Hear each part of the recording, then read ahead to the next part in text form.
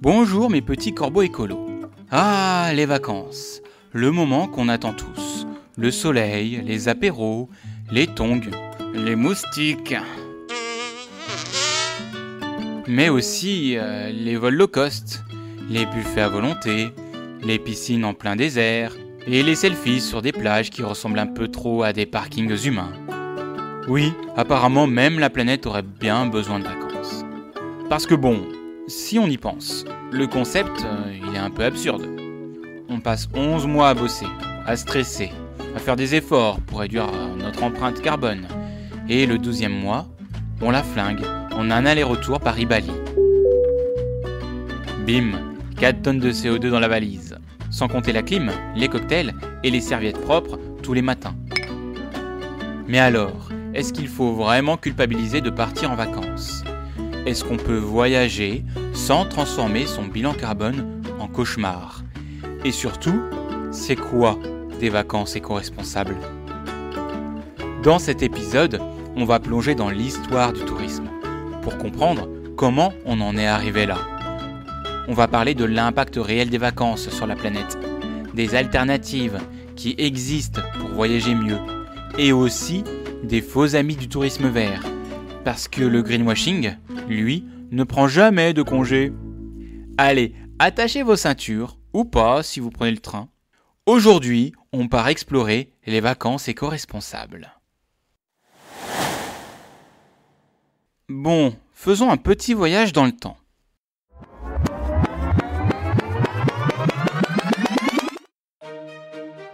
Avant d'être des globetrotters en tongs et en crème solaire, nos ancêtres voyageaient pour des raisons beaucoup moins fun.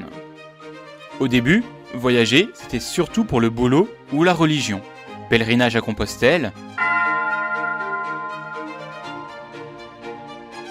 commerce de la soie, échange d'épices. Pas vraiment des vacances au soleil avec mojito et maillot de bain.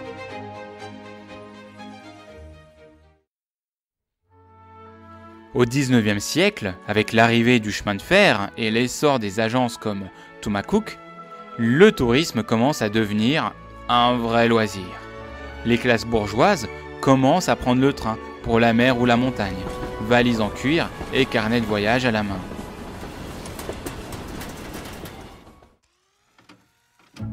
Et puis, après la Seconde Guerre mondiale, boum, le tourisme de masse débarque.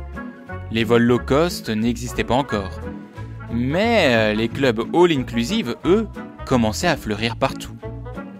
Entre les années 50 et 80, tout le monde peut enfin partir, et parfois très loin, en voiture, en bus ou en avion, s'il est bien réservé pour les riches.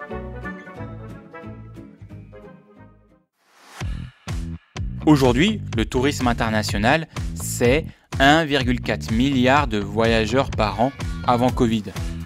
Autant dire que notre besoin d'évasion, il pèse lourd sur la planète. Et c'est là que le tourisme moderne commence à poser de vrais dilemmes écolos. Dans la partie suivante, on va regarder le vrai poids environnemental des vacances, entre vols, hôtels, piscines et buffets XXL.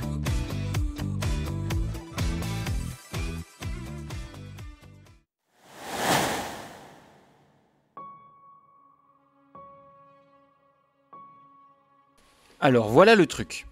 Voyager, c'est chouette. Surtout quand il fait beau, qu'il y a des mojitos, des bonnes bières et que ton feed Insta explose. Mais si on met de côté les palmiers et les tongs, qu'est-ce que ça coûte à la planète ?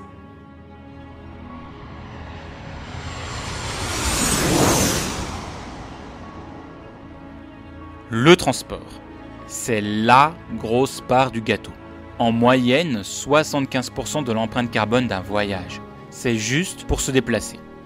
Un aller-retour Paris-Barcelone, en avion, c'est environ 300 kg de CO2 par personne. Oui, 300 kg. Dans ta valise, ça fait un peu lourd, non ? Et l'avion, ce n'est pas le seul coupable. L'hébergement pèse aussi, environ 20% de ton impact. Surtout à cause de la clim.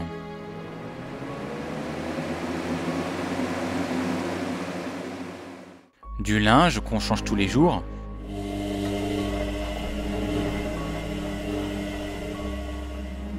et de la nourriture gaspillée. Mais ce n'est pas que le climat. Les vacances ont aussi un impact sur la biodiversité et l'eau. Les plages surfréquentées, les stations de ski qui pompent les nappes phréatiques ou les parcs naturels envahis par les touristes. Tout ça laisse des traces. Et si tu pensais que Venise était romantique, sache qu'il y a plus de touristes que d'habitants permanents. La ville flotte presque sur des selfies. Bref, entre avions, voitures, hôtels et buffets à volonté, voyager peut vite peser lourd sur la planète. Mais heureusement, il existe des alternatives. Et c'est ça qu'on va explorer dans la partie suivante, où on parlera de solutions éco-responsables pour voyager mieux, sans se priver de loisirs, sans se priver de plaisir.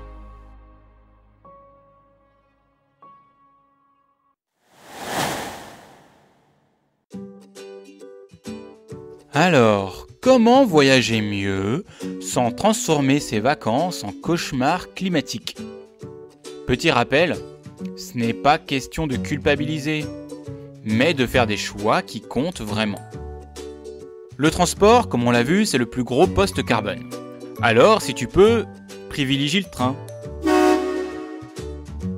Même sur des distances longues, c'est souvent 10 à 20 fois moins polluant qu'un avion.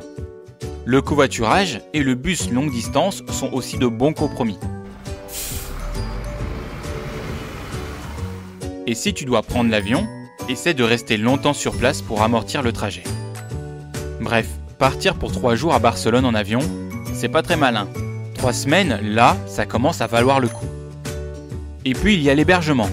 Gîtes locaux, auberges familiales, camping écolo, il y a plein d'options. Et pour t'y retrouver, regarde les labels fiables, Clé verte, Écolabel européen. Les hôtels de luxe qui mettent un logo vert sur leur brochure, parfois c'est juste du marketing, pas de réelle démarche. Le buffet à volonté, c'est pratique, mais niveau planète, ça pique.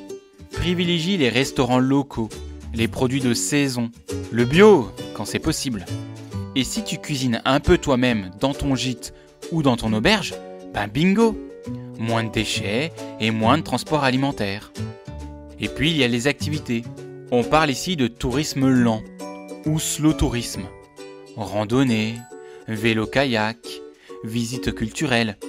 Des activités qui consomment peu et permettent de se reconnecter à l'endroit où tu es. En gros, voyager moins vite mais plus longtemps, c'est meilleur pour la planète. Et aussi pour ton cerveau, fatigué par le boulot, par les mails et les alertes WhatsApp. Pas besoin de faire 10 000 km pour se sentir dépaysé. Les micro-aventures existent partout. Week-end vélo entre 2 gares, randonnée plus un gîte proche, découverte de coins secrets à moins de 2 heures de chez toi.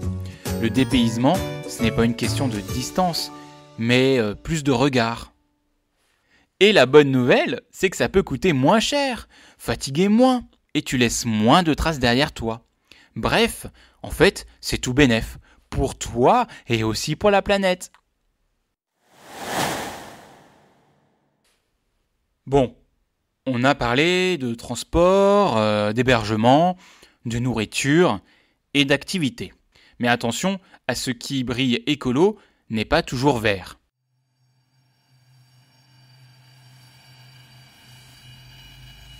Certains hôtels te vendent du rêve. Écoluxe, séjour vert, tourisme durable. Mais derrière le joli logo et les brochures flashy, parfois, c'est juste du marketing. Par exemple, un hôtel peut clamer être éco, tout en faisant venir ses clients en jet privé ou en ne triant pas correctement ses déchets. C'est ce qu'on appelle le greenwashing. Donc, un logo vert sur une brochure ne veut pas dire que ton séjour est durable. Il faut creuser un peu. Pour éviter de se faire avoir, il y a des labels sérieux et vérifiés. Clé verte par exemple. Hôtel, camping, gîte engagé dans une démarche environnementale. L'écolabel européen.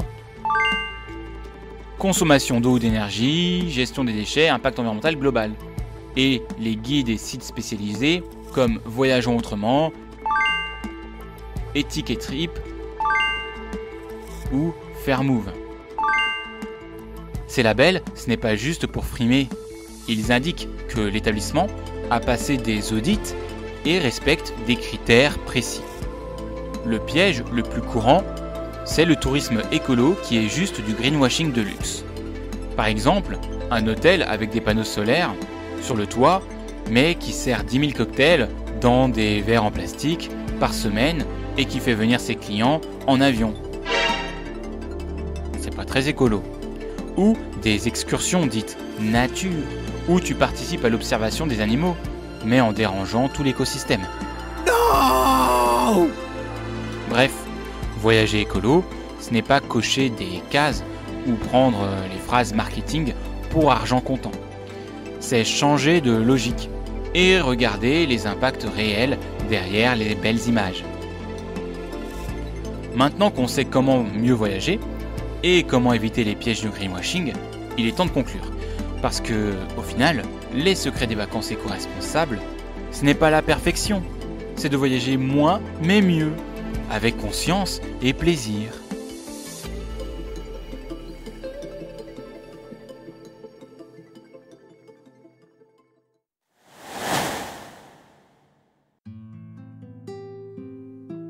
Alors, récapitulons.